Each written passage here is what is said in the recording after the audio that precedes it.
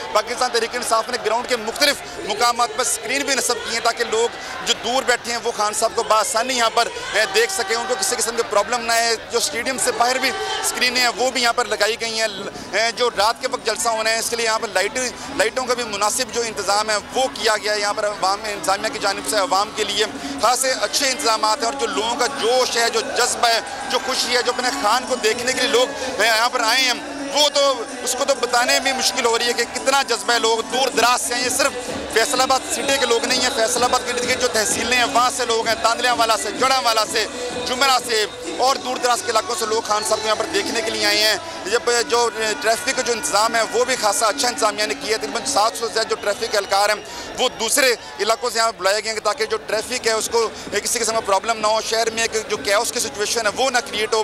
काफ़ी दूर पार्किंग बनाई है लोग, लेकिन फिर भी लोग आ रहे हैं, बच्चे, बड़े, बुजुर्ग, खवातीन, मजदूर अफराद हमने देखे यहाँ पर। समी इब्राहिम साहब ने भी मजदूर अफराद के साथ इंटरव्यू किया। एक बार फिर नंबर 1 सब्सक्राइब करें और बेल दबाएं ताकि कोई खबर रह न जाए।